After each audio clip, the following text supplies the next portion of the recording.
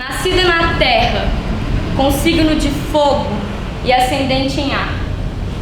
Filha das águas salgadas, salve minha mãe Odoiá. Daquelas que correm com as lobas, andam em bando com as cachorras, cantam nos rios com as sereias e defendem seus ideais com as piranhas. Protegem umas às outras como onças. Eu vim para tentar resgatar a memória das minhas ancestrais. Eu sou neta das curandeiras que eles conseguiram evangelizar, mas eu não. Eu consegui resistir. Eu mantenho firme minhas raízes, planto minhas sementes e me vejo crescendo tipo árvores, deixando cair as folhas secas, podando os galhos, compartilhando meus frutos e brotando flores. Como já disse Pieta, eu saí do casulo bruxa e não borboleta. Eu também tenho cores vivas. Eu não persigo as crianças e nem tenho verrugas. Meu nariz não é comprido e eu não tenho um caldeirão com cobras, aranhas e lagartas. Eu faço chás e banhos com as ervas da mata. Eu acendo velas, faço minhas rezas, peço proteção e direção. Inclusive, devo lembrar vocês que a floresta é sagrada. Tudo aquilo que se faz, um dia se paga. Respeitem nossas origens. Cuidado por onde andam. Cuidado onde vocês pisam. E com as coisas que arrancam. É isso.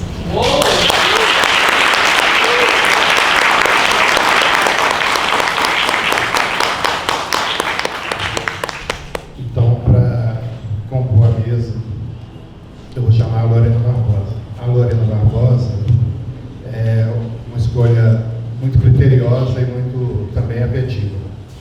A Lorena Barbosa, ela se formou na Escola Técnica Oicapum, onde ela, entre outros professores, né? Era uma comunidade de aprendiz, na verdade, mas foi estudante da Oicapum. Hoje a Lorena é graduanda no UFMG, mas é professora de literatura. A pesquisa dela é uma pesquisa em mulheres negras com ênfase em Carolina Maria de Jesus e outras mulheres negras. Então, com muito carinho, eu recebo a Lorena Barbosa, que vai mediar a mesa. Muito grato.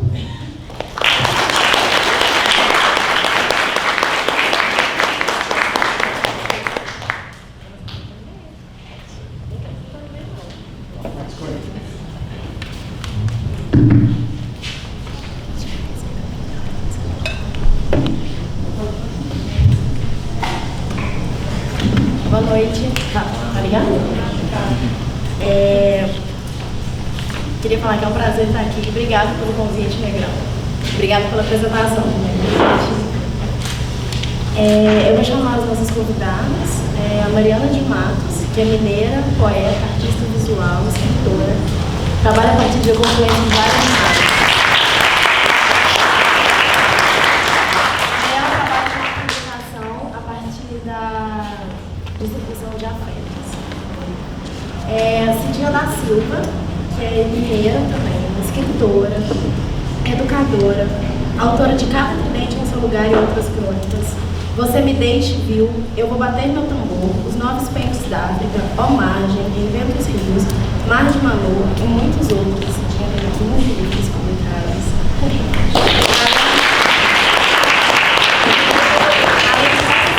Como Engravidei, Parei Cavalos e Aprendi a Voar Sem Asas, encenada pelo grupo Os Crespos em 2013.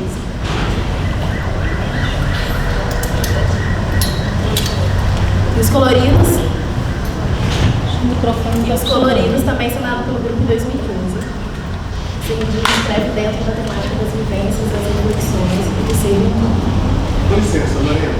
Troca de microfone, porque se a gente não está te ouvindo. Eu imaginei que vocês não estivessem também. Estava meio estranho. E a queridíssima Célia Checriabá, cientista social, professora, tem uma trajetória pela luta territorial, pela educação inclusiva, democrática, libertária, que respeite todas as culturas e diversidades. Eu acho importante a gente falar desse momento, assim, que eu acho muito simbólico, estarmos aqui entre mulheres negras e indígenas, num ciclo de literatura em Belo Horizonte, que é uma das coisas que também, nesse desgoverno, vem tentando tirar de nós, né? O investimento à pesquisa, o investimento à literatura, o investimento na escrita, é uma época que também tenta restringir os nossos corpos enquanto mulheres, os nossos corpos enquanto negros, os nossos corpos enquanto indígenas. Todas as nossas conquistas, as nossas falas, os nossos direitos, os nossos avanços. Então eu acho muito significativo estarmos aqui, mulheres, discutindo sobre literatura, discutindo sobre autopublicação, formas de se narrar contra um discurso hegemônico. Eu acho que durante a literatura brasileira, assim, eu estudo literatura e é muito difícil ver que durante toda a história da literatura brasileira, como nós fomos representadas em obras extremamente canônicas, que são trabalhadas nas escolas cotidianamente, que são repassadas como obras de alta literatura, como que nós aparecemos, como que nós nunca tivemos vozes ao longo de todo esse percurso literário. E eu acho um movimento muito importante que essas mulheres quebrem esse silenciamento atualmente. A publicação de mulheres negras no Brasil tem crescido muito, a publicação de mulheres indígenas, a publicação de todas as autoridades, na verdade, todos os discursos contra uma cultura machista, racista, LGBTfóbica, lesbofóbica, classista, transfóbica. Então, eu acho muito importante. Assim. Eu preciso falar também, né, de Maria Firmina dos Reis, que foi a primeira mulher negra a publicar no Brasil em 1888, com Úrsula, a partir da autopublicação, numa época muito difícil, né? Numa época que não existiam mulheres negras publicando, mulheres negras letradas, a maioria das mulheres negras eram escravizadas. Maria Firmina dos Reis, no Maranhão, publica Úrsula, um discurso totalmente diferente do que era esperado na época. Isso nem de longe abriu as portas, né, para as mulheres publicarem no Brasil, mas aí depois a gente tem Carolina Maria de Jesus, que sofre muito com o mercado editorial, sofre muito com a forma do mercado, sofre muito a exclusão de ter uma voz publicada, numa época que o livro é um objeto da alta elite, num momento que o livro é uma escrita, né, que é disseminada na sociedade em massa, e essa escrita disseminada jamais seria escrita de uma mulher negra, e hoje a gente vai rompendo com isso, assim. Então eu quero agradecer a todas as mulheres que estão aqui na mesa, e falem um pouquinho também, assim, para não ficar... É isso, muito obrigada. E a gente vai trocando um papo, assim, sobre tudo isso. Muita coisa vai acontecer também.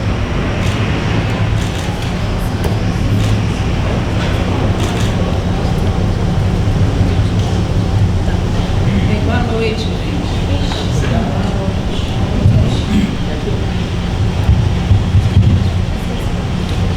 Bem, boa noite, obrigada por vocês terem vindo. Olha, para falar desse tema da nossa mesa de hoje, né? Nossa produção editorial, a nossa inserção no mercado, eu poderia passar por alguns aspectos dos meus livros, né? E esses aspectos poderiam ser ligados às editoras, ao tamanho das editoras pelas quais eu publiquei e publico por editoras pequenas e médias, e essa não é uma opção, essa é uma circunstância, não é uma opção. Tem gente que publica como opção, não é o meu caso, é uma circunstância. E então, editoras pequenas e médias com todas as suas questões, né?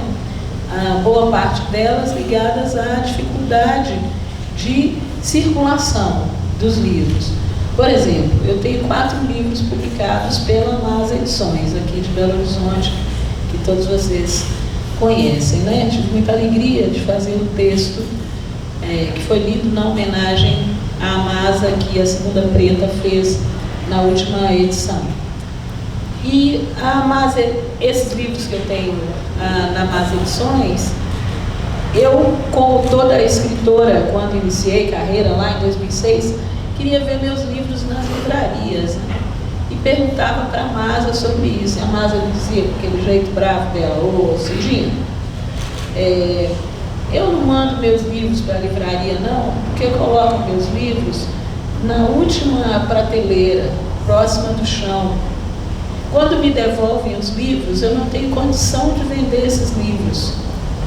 Eu tenho que doar para alguma biblioteca, porque não é possível vender os livros, porque eles são detonados, né? Então ela fez uma opção de não colocar os livros consignados em livrarias. Já publico ao longo dos anos por outras editoras que têm essa perspectiva. Então, para mim é uma alegria muito grande entrar na Martins Fontes, que é uma livraria na Avenida Paulista, em São Paulo, e ver livros meus de cara quando eu entro, porque é uma negociação que a editora fez e conseguiu colocar ali. Ou ir a Blux, em Botafogo, no Rio de Janeiro, e ter ao mesmo tempo 5 ou 6 livros meus na vitrine. Dá uma alegria muito grande, né? E a gente está nesse estágio e precisa falar dessas coisas, mais do que falar de dificuldades, me parece, é falar das estratégias que a gente tem adotado para abrir essas frestas, né, para conseguir estar nesses lugares. Isso para iniciar. Boa noite, todo mundo. É um prazer enorme estar aqui no Espaço Preto. Fico muito feliz sempre de falar desses lugares.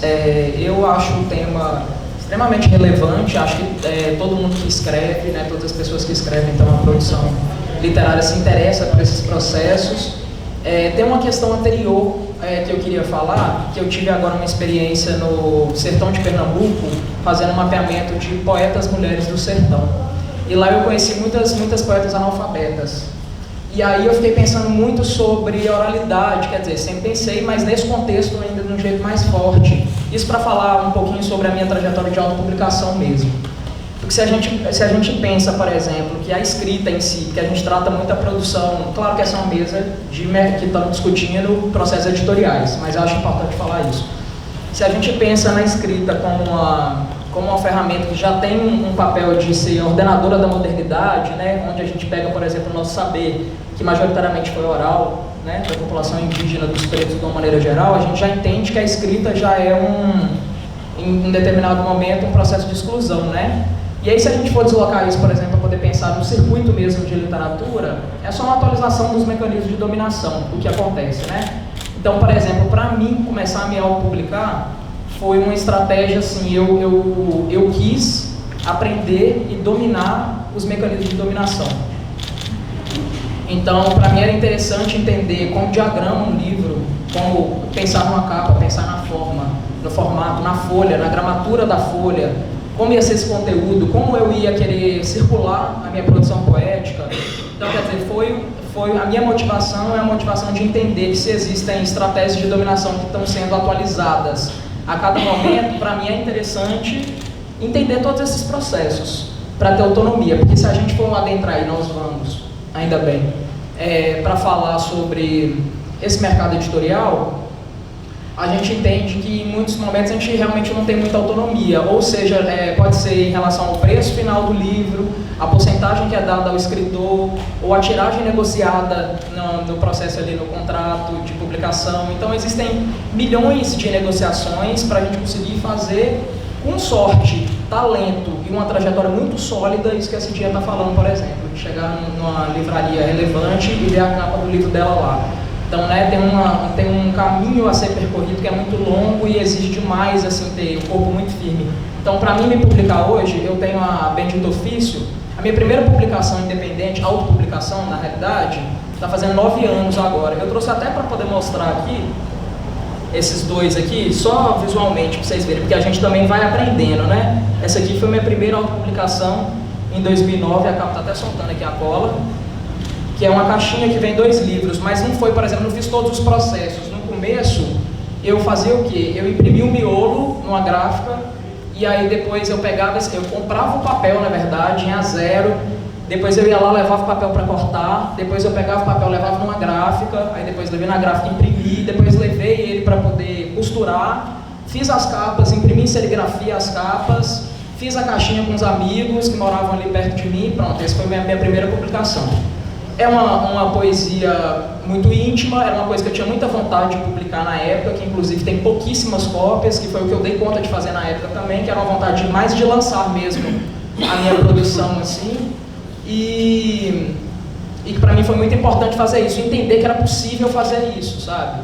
E aí depois de algum tempo inclusive, eu fui aprimorando, entendendo melhor essa prática, eu fiz o Meta, que aí já foi impresso todo em casa, que é esse aqui, ó, que é costurado por mim, que não é um processo de cola e tal, e esse aqui é minha segunda autopublicação. E por último, vou falar bem rápido aqui, que é só para apresentar isso, e por último eu fiz essa aqui, que chama... Cadê ele? Ele é tão pequenininho que ele esconde. Esse aqui, ó, que chama Poesia para Bicho, que aí já é um outro processo, que foi uma coisa que eu também... Porque quando você domina esse meio de publicação, você fala, eu estou com vontade agora de fazer uma publicação que caiba no bolso, que circule fácil, que seja um preço acessível, que rode muito de mão a mão. Então, assim, a autonomia de você pensar, que conteúdo é esse? Como circular esse conteúdo? Que preço vai ser esse? Que público é esse que eu quero que compre? É uma autonomia que tem muita relação com a autopublicação. Isso só para abrir a dica mesmo.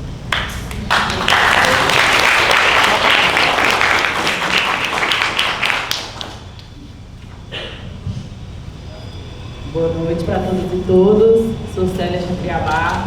Salve, salve.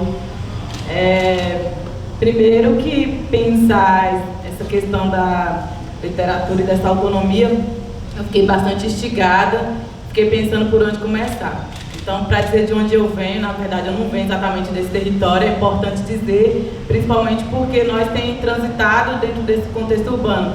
E as pessoas automaticamente, quando vê nós transitando nesse contexto urbano, vai perguntar se nós, como a gente se sente indígena do contexto urbano. E a gente fala, não, estamos transitando temporariamente no contexto urbano e como uma forma também, uma ferramenta de luta também narrar, e como que essas narrativas, elas, não necessariamente elas são escritas pela mão, mas elas são escritas no corpo de vivência.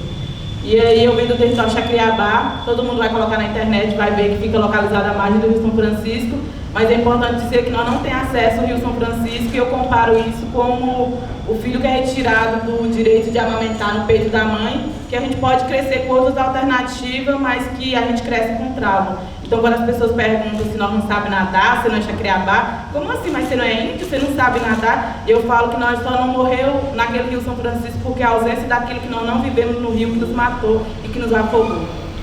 Isso é importante dizer porque todas as vezes que as pessoas perguntam quantos livros nós temos e qual foi o primeiro livro que eu li, eu digo que o primeiro livro que eu li de literaterras, não literatura, foi o livro da minha avó e da minha mãe, porque foi a partir de ouvindo dessa oralidade delas, do meu avô, que até hoje mora com nós, que eu aprendi a ler o primeiro livro da vida.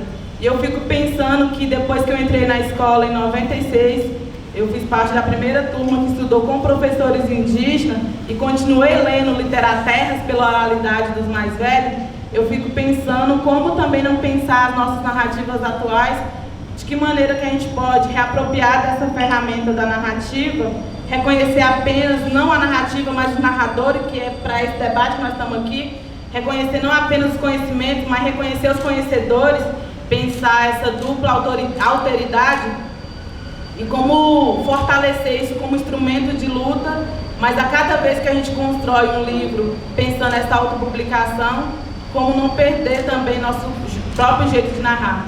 Como fazer que o livro não deixe que a gente perca a capacidade também de ler o mundo. Porque a cada vez que a gente abaixa também para ler o livro, eu penso que a gente perde a oportunidade de continuar lendo o olhar das pessoas. E para mim isso é muito sério, porque quando eu escutei minha companheira indígena falando que um povo dela, a liderança quase perdeu seu lugar de liderança porque guardou uma capivara no congelador, eu gosto muito de compartilhar essa história. Eu falei, mas o que isso tem a ver, gente, ela trazendo essa história para cá? E ela falou, não, é porque se fosse uma carne de frango, de boi, podia guardar no congelador. Você sabia que quantos anos, como castigo, a dádiva da caça pode impedir de nós ficar 2 anos sem caçar? Aí eu falei, isso é sério assim mesmo? Aí que eu fui entender, porque quando, naquele dia que guardou a caça no congelador, não foi apenas a caça que foi guardada no congelador. Quantos conhecimentos foi congelado junto com aquela caça? Quantas oralidades deixou de ser contada? Então eu aprendi muito com isso, que há certas coisas que a gente consegue guardar no congelador. A escrita sim, a oralidade não. Porque a escrita vai guardar parte do conhecimento, mas não vai conseguir trazer a força que a oralidade tem. A escrita, ela consegue trazer também um processo de dor, de como que foi esse período de opressão também das nossas próprias narrativas, mas ela também não consegue trazer a melodia. A escrita dá conta de registrar que Galdino foi queimado na Praça de Brasília, mas ela também, ao mesmo tempo, aquele fogo que incendia Galdino também não consegue queimar a nossa força da oralidade. Então é importante pensar de onde vem a força da narrativa, é importante pensar o debruçar na escrita como uma possibilidade, mas por final eu dizia sempre que é importante esse exercício, mas que como não perder de vista essa entre as vistas daquilo que se pode rever e pode revisitar.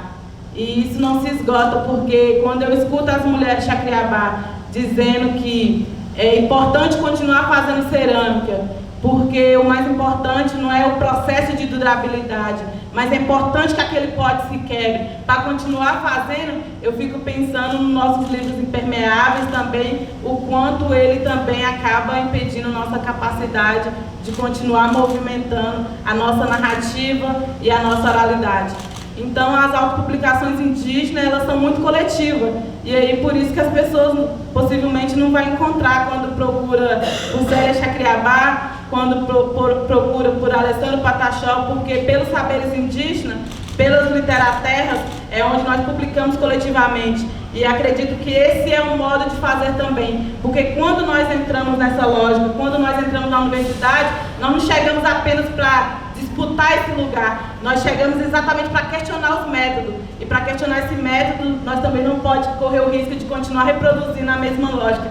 Por isso que quando eu peguei aqui no livro e vi ele feito de forma muito manual, é um retrabalho, mas é importante que esse retrabalho seja feito, mesmo com o erro visualizado, porque certamente é nesse lugar que a gente vai aprender também a pensar uma outra forma. E nesse momento da atualidade que nós vivemos um profundo ataque também à nossa luta e melodia, é importante dizer que nós não estamos com medo, porque eu falo assim, que mesmo nesse momento tão difícil, nós temos tido uma força assim, que a gente fala que não sabe de onde vem, mas ao mesmo tempo a gente sabe de onde vem, porque vem na nossa ancestralidade, que tem matriz profunda. E quando fala que essa escrita branca, ela tem matriz colonizadora, eu falo, não gente, vamos falar de outra forma, ela tem patriz colonizadora, porque é do patriarcado, a matriz, ela vem da força. As pessoas têm perguntado se nós vamos resistir, se os povos indígenas vão resistir, se os poetas vão resistir, se a cultura vai resistir. E eu faço questão de reafirmar que esse governo pode até acabar com o Ministério da Cultura, mas ele jamais vai conseguir acabar com o nosso mistério da cultura. Jamais vai conseguir acabar com o nosso jeito de fazer poesia. Porque ele pode ter o poder da caneta, mas ele não sabe ser luta e não sabe ser poeta como nós somos. Porque poeta não é para quem quer não, é para quem, na verdade, nasce com essa inspiração de fazer também dessa luta melodia. Então é importante pensar esse nosso corpo traz história, porque eu lembro quando minha professora falou, Celinha, vamos escrever, e até hoje eu nunca escrevi uma publicação minha ainda, e as pessoas me instigam muito. E aí ela falou, vamos escrever sobre sua trajetória? Eu falei, não quero falar sobre trajetória, eu quero falar sobre trajes história, porque toda vez que vê nós índios, fica imaginando idealizar que precisa ter uma traje, uma vestimenta, uma pintura corporal, e ao mesmo tempo não descreve um traje que foi imposto também, que tornou essa nossa história ultrajante. Então, para que melhor narrar, para que melhor de reconhecer narrativa do que essas narrativas que a caneta não dá conta, do que os vestidos que a gente produz. Eu seguro a mão na caneta, mas eu continuo tendo a autonomia de pintar meus próprios vestidos. Eu continuo tendo a autonomia de pintar meu próprio corpo. Porque quem disse e quem questiona que esse também não é um jeito livre de escrever? Porque por muito tempo, quando as mulheres indígenas, negras, foi negado desse lugar também, o lugar que a gente escrevia era nas pinturas rupestres, o lugar que a gente escrevia era nas pinturas corporal, o lugar que a gente escrevia era na cerâmica. E as pessoas não imaginam, na verdade, esse significado profundo, o que a cerâmica tem. Quando as pessoas carregavam a cerâmica dos territórios indígenas, feita pelas mãos das mulheres indígenas, elas não percebiam que era um pedaço do território que ela estava carregando. Então, também a literatura, pensando na autopublicação, nós precisamos ser um pedaço de cerâmica também. Porque não importa se vai quebrar, não importa se vai trincar, não importa se a cerâmica vai ser mais bonita da outra, mas é importante que cada um sabe o seu ser cerâmica e sabe ser sua temperatura final. Porque a partir dessa matriz da ancestralidade, que eu acredito que nesse momento de renegativo, que as pessoas têm reproduzido retrocesso, eu acredito que esse momento amargo vai ser um momento de cura e de muita potência para nós escrever, porque nós já estamos escrevendo muito com o nosso corpo de luta, as mulheres indígenas têm inscrevido, mas nós precisamos também ocupar essa autoria também, ainda que de forma coletiva, para demonstrar que nós temos essa força. Quando as pessoas perguntam onde é que está a intelectualidade da mulher indígena, eu falo que a intelectualidade da mulher indígena não está apenas na elaboração do pensamento, ela está na elaboração do corpo, ela está no pisar, porque nós só seguramos firme a mão na caneta quando nós temos firmes os pés no chão do território. E isso é epistemologia de cura, isso é um pensamento de cura, porque certamente não cura apenas o pensamento, ela cura o corpo, ela cura essa cegueira monocular projetada também, porque para descolonizar o pensamento nós precisamos também, urgente, descolonizar a forma de ler.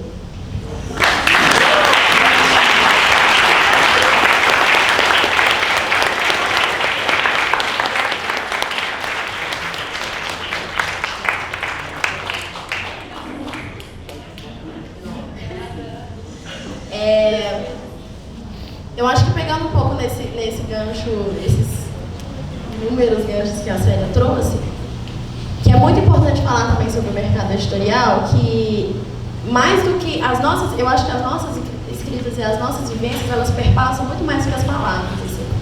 Então tá nos nossos saberes, nas nossas religiosidades, nas nossas cores, nas nossas dores. E eu acho que o campo editorial, ele mata um pouco isso, né? Ele pega todas essas coisas e transforma numa forma, até pela estética do livro, onde esse livro vai circular, como que esse livro deve ser, como que deve ser a paginação desse livro, qual que é o material, todas essas coisas que eu acho que matam um pouco também das nossas vivências, das nossas trajetórias, dos nossos saberes. E aí eu queria que a gente discutisse um pouquinho sobre isso, assim, sobre esse primeiro empecilho, né, de como que isso vai ser publicado. Porque eu acho que a Mariana traz uma coisa muito legal, que é isso, eu estou a fim de publicar um livro em formato menor, que caiba no bolso, beleza, eu vou publicar ele e eu vou distribuir. Eu estou a fim que a minha poesia circule no muro. Então tudo bem, eu vou escrever no muro e as pessoas vão passar e vão ler, sei lá, às 6 horas da tarde, às 3 horas da tarde, meia-noite, quando elas estiverem voltando de um rolê muito errado, e elas vão ver a minha escrita publicada nas ruas da cidade. E a mesma coisa com o corpo, né? Como que o meu corpo ele me narra, como que essa narrativa ela se manifesta no jeito que as pessoas me leem. E até mesmo dentro do campo editorial, com a Cidinha ainda indo contra esse discurso, publicando seus livros com as suas capas coloridas, com as suas temáticas, com todas as suas vivências, com toda a sua história. Aí eu acho que a gente podia pegar um pouco assim, de discutir isso. Eu queria só fazer um comentário mesmo, assim, que eu acho que depende desse olhar nosso, do que a gente entende por saber, né? Porque, na verdade, se a gente tem uma consideração por diversas epistemologias, né, a gente entende que a produção de saber, ela está além da escrita mesmo, né? Que existe a escrita no corpo, existe a cidade como livro, existe, enfim, várias formas de de produção de conhecimento, né? E acho que, pensando a partir dessa perspectiva de consideração mesmo pelas diversas formas de saber, a gente não elimina nenhuma delas, porque a gente quer poder escolher a maneira que a gente quer circular a nossa produção, e a gente quer ter autonomia, e a gente quer que a nossa produção literária chegue ao público da maneira que a gente idealizou. Então, desde da autopublicação ao trânsito com as editoras independentes, ou ao desejo, por exemplo, de publicar com uma grande editora para ter uma espécie de circulação específica, o que a gente quer é poder transitar, é poder fazer com que a nossa produção transite da maneira que a gente considera ideal, sem colocar hierarquia em relação à produção escrita ou à produção... Eu comecei falando dessa experiência, por exemplo, no Sertão, que foi uma coisa que, para mim mesmo, assim, em relação ao vocabulário colonial que a gente tem mesmo, em função dessas leituras todas, dessa educação formal que adoece muita gente, adoece muito o nosso vocabulário também. Lá, diversas vezes, eu estava dizendo assim, eu quero muito me encontrar com as mulheres que escrevem. Olha que loucura, eu estava querendo dizer com as mulheres que produzem poesia de uma maneira geral. Mas essa cacofonia de repetir a escrita como um lugar majoritário de fonte de saber. É muito importante entender isso também, porque eu também me interesso muito, acho muito maravilhoso que tenha ela aqui, por exemplo, né? Com a gente, eu tenho vontade de saber quais são as tecnologias, como a tecnologia pode servir para a gente também em relação a isso, como a gente pode circular a produção de conhecimento através da oralidade, ou como a gente pode partilhar literatura com as pessoas que têm, por exemplo, deficiência visual, ou entender o máximo possível de modos de compartilhar saber. Só queria trazer essa... Eu penso que tem um conceito muito importante para a gente, né? Para mim, que é o conceito de bibliodiversidade, né? Essa adaptação tão sólida, tão sábia do conceito de biodiversidade para o mundo dos livros, para o mundo das bibliotecas, né? Para o mundo da transmissão de conhecimento. E, então, essa ideia de bibliodiversidade, a mim é muito cara, e ela de fato não hierarquiza. Eu não vou falar de uma produção textual, né, que pode ser escrita ou não. A minha ideia aqui hoje, né, o meu objetivo é falar dessa minha produção, essa parte dela está aqui no meu colo. Eu gosto de livro careta. Eu gosto de livro careta. Gosto de livro assim, ó, essa cara, um livro bonito desse tipo de beleza, que possa ir para a vitrine de uma livraria, que uma livraria veja esse livro e me mande um e-mail querendo comprar, não pediu consignação, mas querendo comprar 10 exemplares desse livro e 10 desse outro aqui. São 2 livros que eu editei esse ano, né? Então eu gosto disso. Esse é o meu lugar de publicação. Eu fiz um livro com um grupo de São Paulo chamado Me Pariu Revolução, a Revolução Me Pariu, né? Que são meninas do Fundão do Ipiranga, em São Paulo, um livro que se chama Canções de Amor e Dengo, que aqui em Belo Horizonte foi lançado nesse espaço, né?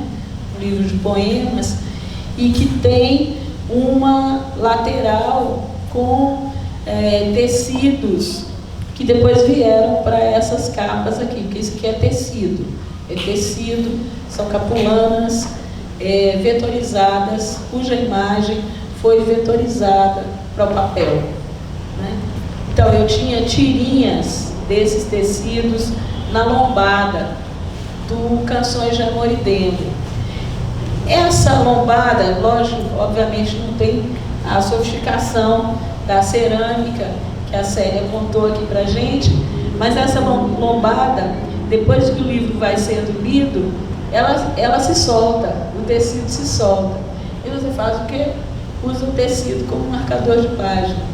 É o que a gente sugeria para as pessoas fazerem, né? Eu vou fazer um livro agora em parceria com a Padê.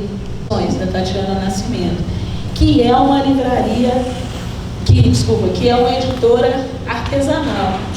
E a gente está quebrando a cabeça para ver como a gente mantém a característica do livro da Padê, que é um livro artesanal, né?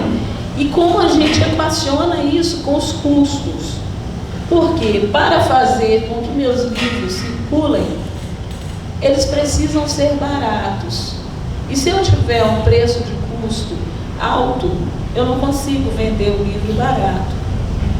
Para vender o livro barato, eu preciso que ele tenha um preço de custo acessível. Daí eu consigo vender um livro como esse por 28, por 30 reais. Né? Mas eu preciso que o preço de custo seja mais baixo, senão eu não consigo vender.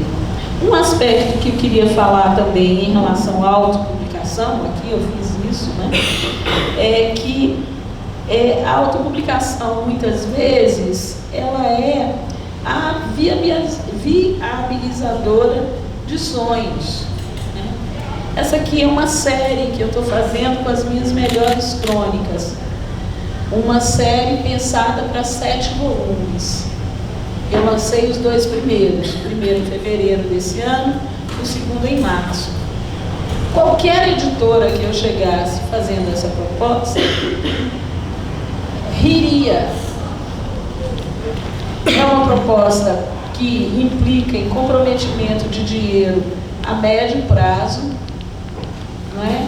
Comprometimento de tempo, de maquinário, tem um cronograma que a editora tem, e é justíssimo que tem, ela tem que ter mesmo. E aí ela me diria, você quer fazer uma série com 7 livros? Eu não quero fazer, eu vou fazer. Então eu junto meu dinheirinho e faço. Faço e trago aqui, dou ali um montão para vocês comprarem daqui a pouco, para financiarem os próximos 5, porque a gente precisa disso, né? A gente precisa que as pessoas que acham muito legal o que a gente fala, que elas comprem o livro, que é um produto que a gente fez e que está materializando essas coisas legais que a gente fala e que despertam sorrisos, que as pessoas às vezes saem com a alma leve, né? Precisa ajudar a gente também. A bolsa leve deixa a gente com a alma leve. Quando a gente deixa, né? Quando a gente consegue deixar os livros, quando as pessoas compram os livros e a gente volta para casa com a bolsa, se não vazia, né, Zi? Se não vazia, leve, a gente volta feliz, né? A alma fica leve também. O dinheiro não é também, né? E possibilita a gente fazer outros livros, descansar para escrever com mais qualidade, né? Porque o tempo, quando saiu aquele livro lá no início dos anos 2000 do Domenico De Masi, né? O italiano lá, sobre o ócio, eu pensava, rapaz, eu sei o que fazer no meu tempo livre, eu não tenho, mas se eu tiver, eu sei o que fazer. Isso não é um problema para mim. Como eu não tenho problema de tela em branco, eu não tenho tempo para escrever. Se eu tiver tempo, são tantos projetos, são tantas coisas. E esses projetos, eles são mais factíveis de serem viabilizados pelos projetos autorais. Quando a gente fala das dificuldades de Carolina Maria de Jesus com o mercado editorial, qual era a grande dificuldade? A grande dificuldade é que Carolina tinha um projeto editorial. Ela tinha um projeto de publicação. Ela não queria publicar diário, coisíssima nenhuma. Ela queria publicar os livros de crônicas dela, ela queria publicar os contos, as peças de teatro. Ela queria fazer disco, como ela fez posteriormente, quando teve um dinheirinho. E o mercado não queria isso. O mercado queria expor as vísceras dela para que os urubus comessem. Era isso que o mercado queria. Né?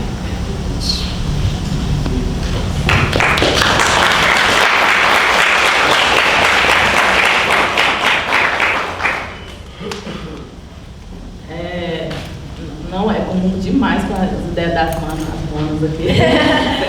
Mas ontem estava lá em Uberlândia, cheguei ainda há pouco também, estava conversando com o Francisco Bianco, e ele falava assim, me marcou bastante, porque nós já se sente nesse lugar, mas quando a gente vai refletir, a gente fica imaginando ainda o lugar que nós estamos.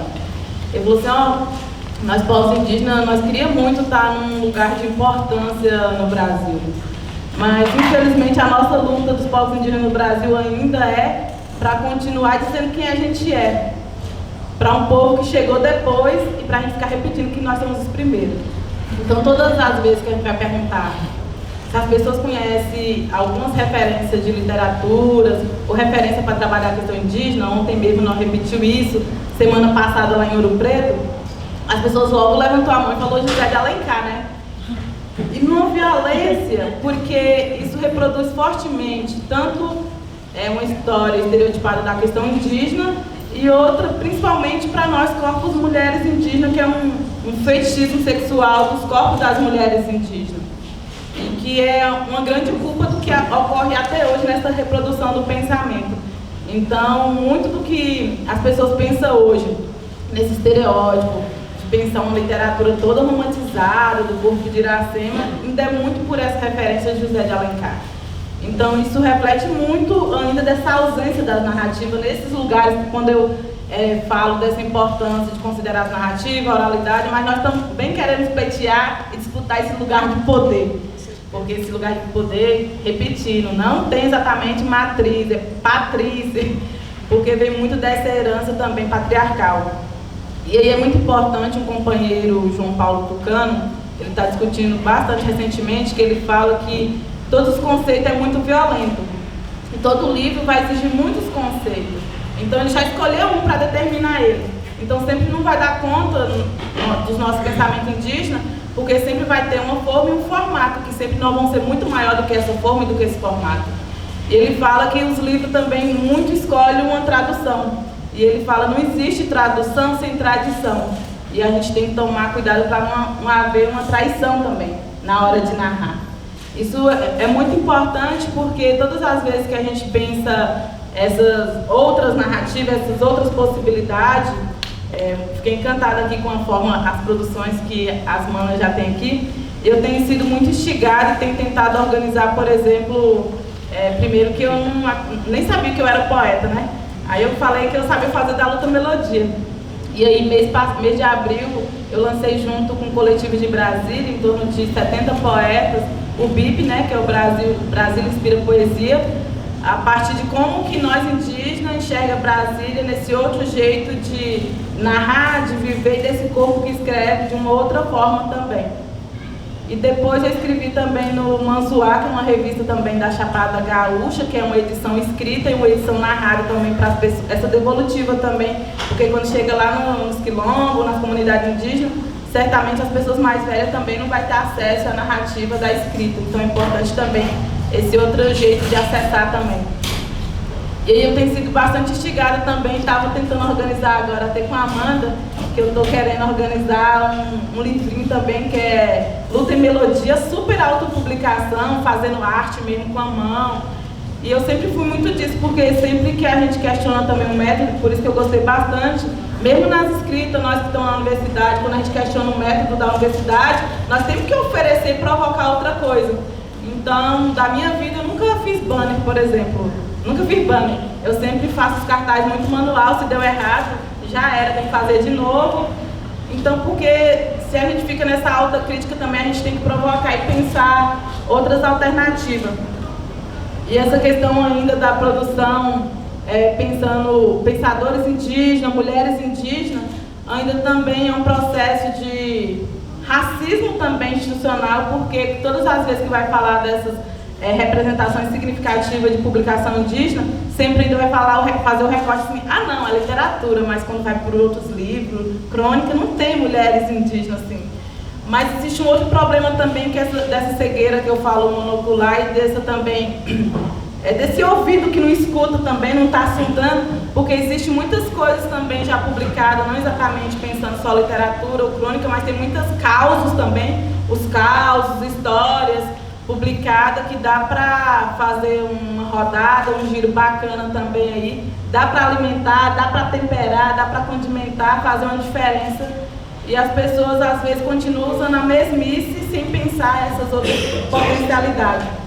Mas eu me sinto bastante provocada, assim, pensando que é importante também nós estar nesse outro lugar, não exatamente que eu uso essa palavra de disputa, mas disputa no sentido de que esse lugar não foi pensado para nós. Todas as vezes que ainda continua me encontrando nas ruas, Duda fala uma coisa que é bem bacana, que ela fala que em torno mais de 90% das travestis são prostitutas. Ela fala, não, me errei, na verdade é 100%, porque quando ela sai daqui as pessoas continuam configurando ela também. E quando eu falo que nós indígenas, por exemplo, não é nem 1% da população brasileira, eu falo assim também, não, eu errei, porque nós não somos nada, porque quando a gente sair fora também as pessoas continuam pensando que nós não existimos. Então nós estamos em várias frentes de luta, nós estamos tentando dizer que a gente existe, nós estamos tentando também publicar para dizer que essa história narrada do passado, ela tem muita força no presente e é ela que é a sustentação também dessa solução futura. E eu fico assim bem angustiada quando as pessoas ficam muito projetando essa questão do futuro, sem pensar que essas nossas narrativas do passado, ela precisa ser escrita de alguma forma, porque certamente nos territórios indígenas, os mais velhos estão indo embora, e como pensar também esse nosso domínio da caneta como uma forma de amenizar e guardar um pouco.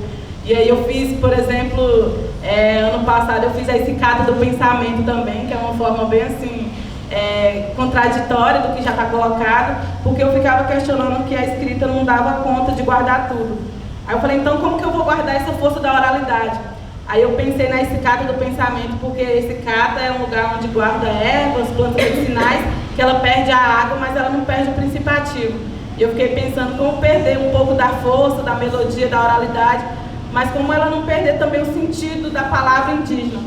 E aí nós fez várias histórias, colhemos várias narrativas de mulheres indígenas, de outras pessoas mais velhas que estavam narrando, e fizemos a Cicata do Pensamento, que é tipo um herbário, assim, herbário do pensamento, e reunimos várias histórias também. E construímos também uma outra mochila, que é uma possibilidade de ferramenta pedagógica, que é reativa à ação da memória, que é uma possibilidade também de trabalhar como forma pedagógica, assim como essa ciência do território que não esgota. E uma outra forma também que nós construímos coletivamente foi o flanelógrafo, que é pensar essa outra narrativa de construção desmontada, né? A cada pessoa que chega, ela pode montar a partir da percepção dela.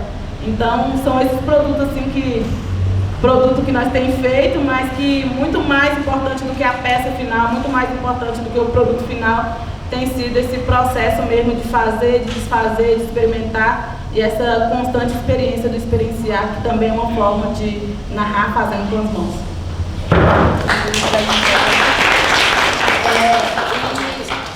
Só fazer um comentário que ficaram sabendo que eu estaria numa mesa com você, já me ligaram, me passa o número da série, a gente vai participar de um edital para publicar poesias e contos, a gente quer o número dela, não sei o que, então. Tá rolando. Tá rolando. Cidinha trouxe aqui, por exemplo, a questão da Carolina, né? Que ela tinha um projeto, mas aí esse projeto era contrário ao projeto que tinham para ela. E aí as pessoas normalmente falam muito que ela era muito indócil, né? Que o problema dela é que ela era muito indócil, por isso que ela não... a carreira dela foi efusiva, assim, dessa maneira, né? O que eu acho que é importante a gente garantir, que eu acho que se a gente está discutindo emancipação, é garantir, na realidade, a política do nosso desejo. É uma coisa que eu tenho falado muito. Me incomoda um tanto, por exemplo, ser convidada, por exemplo, para falar nos eventos, e as pessoas sempre estarem esperando, por exemplo, uma narrativa, um discurso racial, ou estarem esperando um discurso, estarem esperando alguma coisa, me incomoda. Porque você chama uma pessoa para falar, por exemplo, e você já quer dizer o que essa pessoa vai falar, o que se trata do que, então? Né? Então, essa narrativa de si, essa possibilidade de se narrar, eu acho que ela garante isso, a política do desejo, ela garante, por exemplo, a possibilidade de eu querer que a capa do meu livro seja em seda. Eu estou falando de poesia para picho, eu estou falando de rua, eu estou falando de grafia em cima de grafia, e eu entendo que tem que ser seda. Mas uma editora não colocaria uma capa de seda, porque é inviável, entendeu? Porque a impressão é cara, porque é difícil manusear, enfim. milhões de motivos. Então, assim, do conteúdo à negociação, existe milhões de maneiras de cessear o desejo das escritoras, dos escritores negros, né? Então normalmente eu falo, quando eu estou num lugar que as pessoas esperam que eu fale muito sobre política, eu gosto demais de falar sobre poesia. Porque eu acho que se a gente for considerar, por exemplo, que para um projeto de desumanização histórico da gente, para mim a grande resposta epistêmica é poesia. E esperar, por exemplo, que um conteúdo ele siga algum tipo de roteiro é, mais uma vez, colonizador. Então eu queria ler um poema meu aqui, que fala assim: eu não me habituo com medo, nem porque esperam que os corpos pretos acabem sendo. Pouco a pouco, cada vez mais eu tento politizar o incômodo e acariciar o verbo, soprar no rígido comportamento, suportar a contradição de que o lido mínimo é quem redesenha o tempo. Cada vez mais, pouco a pouco eu aprendo a ser sujeito com o vento.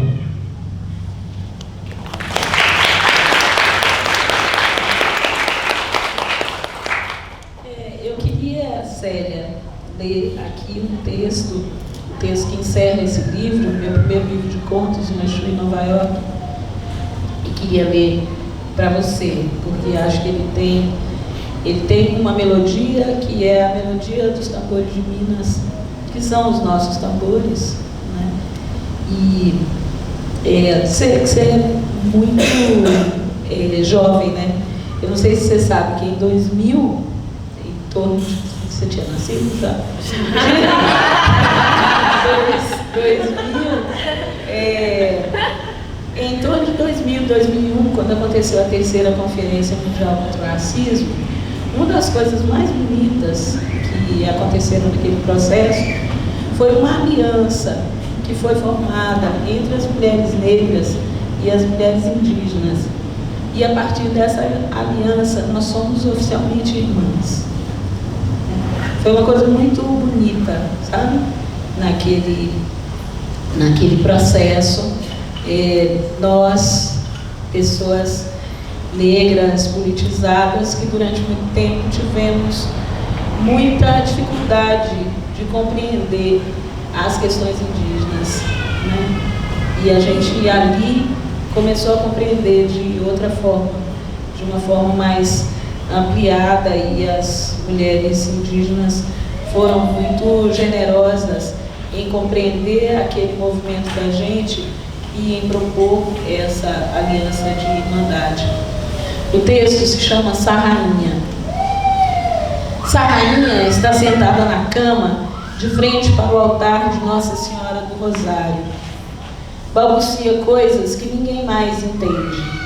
Parece estar em permanente estado de oração. As perninhas balançam como a criança que ela está voltando a ser. Os dedos lentos passam uma a uma as lágrimas de Nossa Senhora. Termina as orações ou a conversa com aquelas que ninguém vê, só ela, e se deita com as mãos pequenas em concha debaixo de um dos lados do rosto.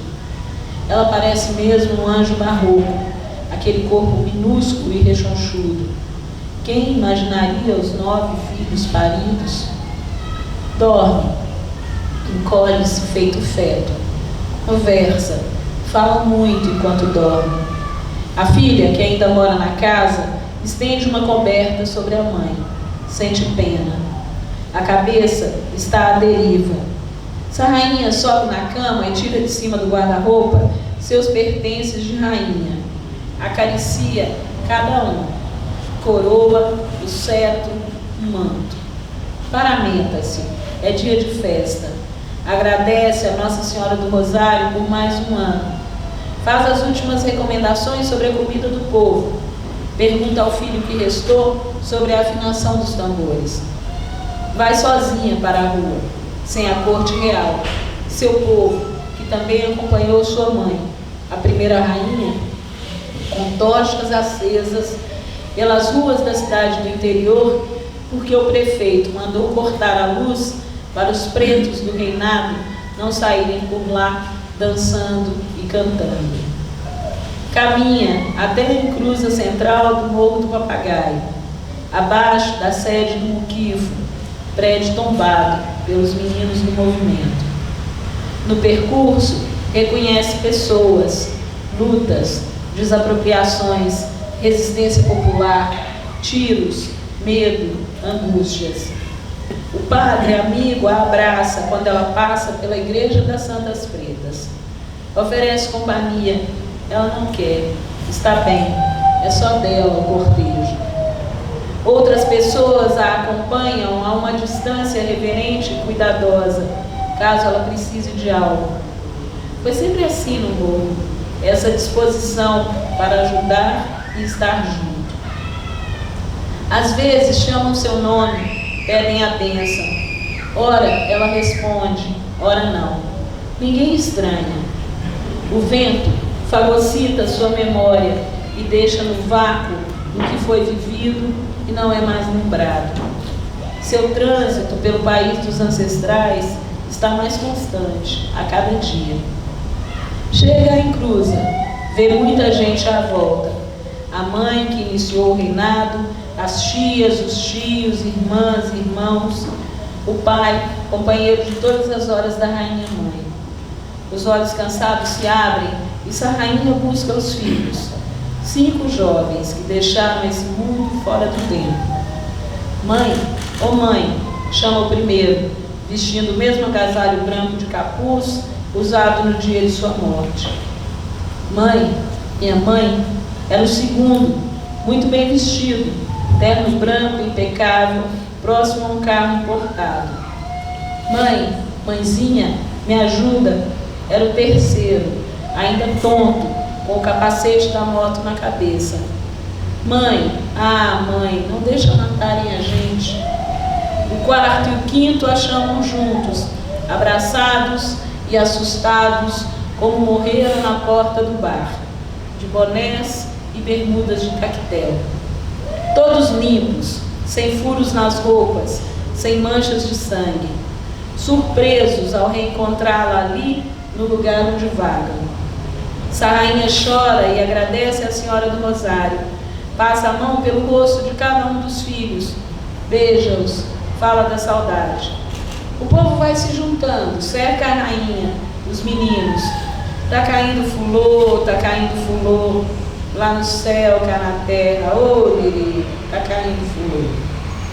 Essa rainha sai do abraço dos filhos, afasta-os carinhosa, abaixa-se e risca o chão com um caco de telha, pontos que ninguém ali sabe interpretar.